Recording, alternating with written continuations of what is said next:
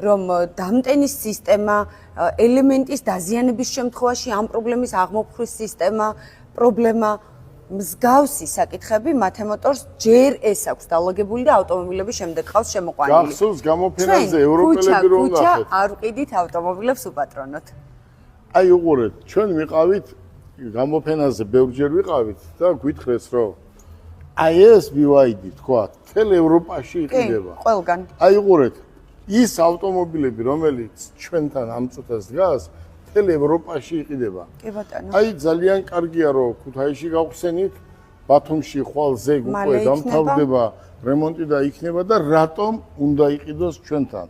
აი უყური როგორ არის. მომხმარებელს რომ გაუმარტივოთ მომსახურების მიღება. ჩვენ ხომ მაქსიმუმ კლიენტი დავარქვათ სახელი, მომხმარებელი კომფორტზე ვართ ორიენტირებული. ადგილად გასაგები რო იყოს, კლიენტი თქვათ, ხო? ყველაფერს ვაკეთებთ, რომ მას თავი შევაყვარო. კი ბატონო. მიიღოს მაქსიმალური მომსახურება კომპანიისგან. კომფორტი. ახლა უყურეთ. ვიღაცას, გიო, მე მინდა ზუსტად მინდა გაიგოს ადამიანებმა, რისი თქმა მინდა და რას ვამბობ. უყურეთ როგორ არის. ქუჩა იყიდება ეს ავტომობილები, ზოგი ჩინელი ყიდის, ზოგი არაბი ყიდის და რავი, ქუჩა ყველა მიცის. მაგრამ არ უნდა დახარბდე და აი ესეთი ავტომობილი ქუჩაში არ უნდა იყიდო. აი 3 დღის უკანდელი ნაყიდი ავტომობილი დგას ახლა ჩვენთან და პროგრამას წერენ, ხო? ჯო, ხო იცი რომ ეს ამ მანქანაზე მე მისახედია და დღეს თბილისში მე არ ვიცი ახლა ისეთი პასუხისმგებლობა არის ეს რომ მანქანას რო გაყიდი მე უნდა მოემსახურო, ხო? რა თქმა უნდა. და ახლა რომ მიხვალ და იცი რა მე იმიტომ მოგეცი ამ ფაში რომ მე შენ მიხედე შენ საქმეს. მიხედე როგორ მიხედავ შენ? დიაგნოსტიკა შენ არ გაქვს.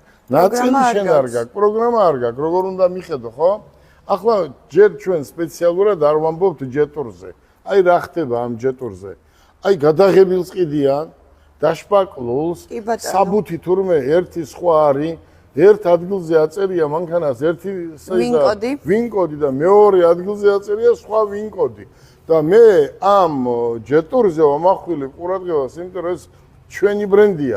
და თუ სადმე ვნახეთ მსგავსი რამე, ამას გავაჟღერებ და თვითონ ქარხანასაც მივწერთ და სათაო ოფისაც. ესე ხო არ არის რომ უნდა აი უყურე რა არის. პროფესიონალი როცა არ ახარ და ანები ამ საქმეს თავი, ხო? შენი საქმე არ არის. პური უნდა აცხოს პურის ცხობელმა, ყველამ უნდა აკეთოს თავისი საქმე. აი შავი ფერი, ქალბატონო თათული. შავი ფერი. ეს ახალი რუხი, ახალი რუხი ყველაზე ტრენდული ფერი.